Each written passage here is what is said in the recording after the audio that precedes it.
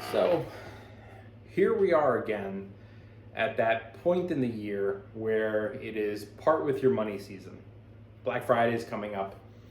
Amazon's running hella deals. Every company you've ever purchased something from who has your email, you're being bombarded now with emails. The whole reason I'm filming this video is because just 2 minutes ago, I got an email from a company. I bought their protein powder a year ago. I bought the protein powder a year ago. And the email that came in today was, you can never have too many shaker cups, make your protein shake. You can never have too many shakers. Buy more shakers, buy more shakers. And we've been so conditioned to fall for this line that you need more. And you hear that? They're doing a lot of construction out there. We're getting a new roof. So there's beeping and backing up and honking and gravel being poured out. We're so conditioned to think immediately, they're right, I need another shaker. And they're cheap, right? They're cheap. It's $6, $12, whatever it costs. It's a piece of plastic, probably made in a factory overseas for 30 cents. They slap a logo on it and all of a sudden it's $16.99. Or they'll offer some incentive. Buy the protein, get a free shaker. Buy 2 proteins, get a free shaker. Everything you see right now, especially in the holiday season, because they know they can expect it. Everything is designed to take your money away from you to line their pockets. I have shakers too, but I have 3 and they were all free. They all came with a purchase. I bought a protein. They said, hey, we're running a sale, get a free shaker. So I did take advantage of it. But I don't run out to buy stuff every time I get an email. And that's what they want you to do. They want you to part with your money. And I think a large part of it too has to do with our upbringing. What kind of household did you grow up in? Whenever I meet someone new and I say, oh, my family, we're not a big gift giving family. They're always like, what? Like, it catches them so off guard to meet someone who's not obsessed with gift culture. And I met someone recently who I said, my mom just turned 75. And they went, well, what'd you get her? And I said, I didn't get her anything. And they were like, oh, she must have been so hurt. She must have been so angry. I was like, you don't know my mom. And they were like, no, she's lying to you. She's saying it's no big deal, but her feelings were hurt. No, your feelings would be hurt. You're projecting because you've been conditioned by this culture of excessive gift giving, big gifts on big birthdays. My mom is not that way. Probably because my grandma was not that way. It's passed down. Now I'm not that way. I'm going to be 40 in 2 years. I'm 38. I don't want anything, I'll buy myself whatever I want when I want it. I'm not sitting there like a 9-year-old who has no money going, oh man, my birthday's in 6 months and I really want this thing. I'll just buy what I want when I want it. And the thing is, I live so below my means and I aspire to not very much. So I'm not really buying a whole lot. I don't really want and aspire to tons of things and lots of stuff. It's clutter. I want my house to be as clean and neat as possible. So it's easy to clean. So it's easy for me to move. So it's easy for me to feel like I can go out and have fun on the weekends. I know some people who go, I can't go out. I got to clean. My home is such a mess. It takes them 5 hours to clean their house because there's tchotchkes and crap everywhere. I don't have that. That makes my life easier. I don't want to move. I like where I am. Man, if I wanted to move, I could have my whole apartment packed up in a couple hours and be on my way. Because I don't have a lot of things. So when I meet people and I say, well, I'm not a big gift giver, I don't care. Oh, well, your birthday's coming, holidays are coming, what do you want? When I say I don't want anything, I mean it. My joy is not tied to my things, it's not tied to what I bought. I'm not filling a void. I think people also who are just generally happy internally with who they are, I don't think they aspire to have so much stuff. It's usually, in my experience, the people who are depressed or sad or lonely or filling a void.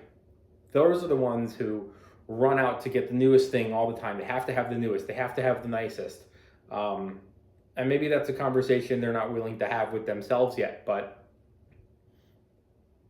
in my experience, I don't know a lot of people who are excessive consumers who are internally very happy people. Maybe they're happy about their life, but they're miserable about their work, or they're miserable about this, and they turn on the television or they open up Instagram, and the first thing they see is someone who's smiling and who's happy and who's holding a pocketbook or a new pair of shoes or the fancy upgrade to the Xbox or the new PlayStation or whatever. And they go, man, that guy looks happy. And he looks happy because he's holding that tech or that gadget or that new watch or that pocketbook or the pair of shoes. And if I had that, I'd be happy. And it is all by design. Anytime you turn on the TV and they say Black Friday sales, Black Friday sales. And we know now that a lot of times companies will raise the price of stuff ahead of Black Friday so they can lower it back down to what it was, or discounts are not as steep as they used to be. Because they want you to buy their stuff, and now we're wising up to these little tricks that they do. How many times have you been on a website where it says was $2.99, now $69.99, and you go, oh my God, they're running a sale, and you feel that sense of urgency because it says right here that it was $200, $300, and now it's $50, $60. This sale isn't going to last forever. I got to get it now. And you buy the thing. And a year later, someone says, hey, what's that thing you have? And I say, let me get you the link. I'll send you the link. And I go on the website and it says, was $2.99, now $69.99. And you go, oh, you realize that wasn't a sale. It's always there. It always says $2.99. It was $2.99, now reduced. The emails that you're going to get this week you're going to be bombarded, all from companies who are basically all saying, hey, give me your money, please. I want it. Give me, part with your hard-earned money. You worked so hard for that money. Give me it. People do it too. There are content creators all over the internet, content creators all over social media who do the exact same thing. They say, my course is going to make you rich. My strategy is going to make you rich. You want my life, buy my course, buy my book, buy my thing. It's going to teach you how. It's going to teach you how. I used to go to a gym where there was a woman at the front desk, and I'd come in every day and hello. And one day she came in and she said, hey, do you have any interest? She knew that I do. I'm a stock trader and into business and money and stuff like that. And she was like, do you know who this guy is? I'm not going to talk shit about celebrity influencers, but I was like, yes, I do. I'm familiar. I know who he is. And she said, I bought his course. It was $899, and it was like drop shipping, and there was some real estate, and buy 4 duplexes and whatever. And man, he gave such a good pitch. And I watched that video, and I thought I wanted it, so I bought the course. And it came in the mail, and it was like this big. And this is also by design.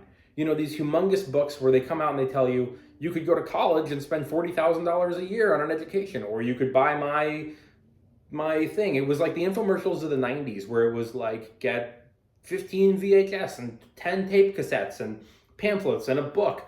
It's just online now, but it's the same grift. And she fell. She thought, look at all the value I'm getting for $899 and a college education. And she went to college, and now she was working the front desk at a gym, and she was saying, I got this big fancy degree and it got me nowhere, and it was $40,000, and this guy's book is $899. What a savings. And look at the value. It's huge book, ebooks and YouTube videos and private access to a website. Bought it. All this stuff arrived. Textbooks came in the mail, and she was overwhelmed because we're all so busy. We have no time. So we buy into this narrative that this course or this book or this thing is going to make us a lot of money. But it's never a little teeny book. It's always so much value by design, because they know you're gonna look at it and go, wow, look at all this value I'm getting, but man, I am busy. I do not have the time to read this right now, but I will one day. And then it goes in the closet. How many times have you seen that happen? All the time. So I walk into the gym and she basically said, do you want to buy this from me? I paid $8.99 for it. I'll sell it for you for like $300. She had gone online, and apparently lots of other people were also selling the textbooks and the, codes to the website and whatever. And she was like, I'm never going to read this. $899 went into that guy's pocket and out of hers. And that $899 could have gone into an index fund. It could have gone into a tech ETF. It could have gone into a dividend ETF. It could have gone into a real estate ETF. But we were sold and fell for this narrative that this course will make your life easier, that this handbag will make you feel happier, that you can never have enough shaker cups, buy a couple more. I think we're wising up to it. Although I don't know, because here you are watching my YouTube video, and I have just under 10,000 subscribers, just under 10,000. And you go and you watch the other guy who's flaunting a Lamborghini, and he has 2 million subscribers, because this is the world we live in. Nobody's impressed by the minimalist who doesn't buy a new car every year and got the base model car and lives contently in a small apartment and doesn't have too many things and isn't flaunting an Omega watch and isn't flaunting a Lamborghini and isn't flaunting designer clothes and isn't, these pants are from the Gap. I'm not sitting here with a different trendy water bottle every week. I got this 5 or 6 years ago. Still have it. It's my only water bottle other than my shaker cups. This is my only water bottle. And we see the trend online. This is the new one. This is the new water bottle. It's the trendy bottle of the year. These are meant to be sustainable, by the way. You're meant to own one. You're not meant to own a closet full of them. You're meant to have one water bottle that you keep for the lifetime. They're not supposed to be trendy items, and yet they are. So many people, you open up their cupboard, and it's the trendy water bottle of 2016 and 2017 and 2018, and they're all in there. And some are the ones with the big straw, and some are the Tervis cups, whatever it is. All this stuff that's meant to be, meant to save the planet. Just get the one bottle, and all of a sudden it becomes this trendy thing, all because of profits. And I know people are going to say, hey, that's rich coming from you because you're a stock trader and you're an investor. And this is one of the hypocritical things of life. Everyone, I always say it, everyone's a hypocrite about something. But if you want to if you want to retire early and you want to break away from the rat race that makes everyone so miserable, it's a necessary evil in a lot of ways. Am I a hypocrite for being a minimalist and telling everyone stop buying so much stuff? And everyone always likes to come back and say, if everyone listened to you, the economy would crumble and sales for companies would drop and you wouldn't have record profits anymore. And oddly enough, I think I'd be okay with that, because the reality is the world wouldn't crumble if we all just bought a little bit less. Would corporate profits be a little bit lower? Probably. Would there be record growth every year? Probably not. I'd be okay with that. I'd be okay if corporations had a little bit less growth every year, all in the name of profit. I would be okay with that. But am I hypocritical for saying, be a minimalist, I know not everyone is going to follow my advice. I know that however many people watch this, and usually on YouTube, if I'm making a longer video, 20 to 40 people, so not a large audience, but I know that if 2 people see this video and go, this guy's making a point, it's not going to be some grand, like millions of people watch this video and everyone suddenly gives up. I know I'm only getting through to a few people out here who are going to listen to this and go, maybe I don't need to buy so many gifts. Maybe I don't need to show up every year. Maybe we can change that culture in our household, or at least going forward. Maybe I have to do it for my parents because they're boomers and they like it a certain way, but the next generation, my generation, going forward with my family or my friends or my group, maybe we can shift it. Maybe instead of tons of presents, it can be cookies. We can do a bake-off. We can do a gift exchange or a recipe exchange. Something. I don't know. Whatever. I know not everyone's going to hear this. I know it's not going to sink through to everybody. So at the end of the day, yeah, I still invest in the stock market. And yes, Mr. Minimalist cheers when Amazon has a record quarter. And then I feel like shit about it because Amazon has a record quarter. And that means more people are not hearing a message like this. More people are rushing and buying and spending and rushing and buying and spending and cluttering up their house with junk that they don't need, that's going to end up buried in a closet. More water bottles, the trendy water bottle this year. Everyone has to have it. Everyone has to have it. And it's always the families with the least amount of money who want to give the most amount of gifts because they want it to feel normal. They want it to feel like they're like every other house. No, we can do the gifts. And it hurts the parents who are buying all these gifts. It hurts the kids because it sets it in motion for the next generation. That the kids go, we grew up poor, but my parents still did everything to provide and still did everything to give us these gifts. So now we have to do that. Let's shift that narrative a little bit. But in the meantime, I don't know if it's, I don't know. I mean, we still see record sales. So I feel hypocritical for sure. Absolutely. How could I not? How could I not feel hypocritical saying, oh, we have too much plastic waste and too much cardboard and too many emissions and too much pollution and people are parting with their hard-earned money. They're working so hard for so little. And cutting a couple things out could mean a little bit of money invested every month in an index fund. A little bit invested in an index fund. But they don't do it. And as a result, Amazon has record profits and it makes my life easier because I'm an Amazon shareholder. And my investment in Amazon is going to be part of the reason that I'm able to retire a little earlier off of the rampant consumption of people who don't really have the money. So do I feel hypocritical? Yeah, I do. But we're all hypocrites about something. And ethical investing is possible, but it's really, really hard. Because you'll see a company that says, well, we have solar panels on the roof. And you go, oh, that's really progressive. That's cool. That's great for them. Oh, but we also don't pay our employees a living wage. Or you'll see a company that says we pay our employees a living wage, but our board of directors are all old white men.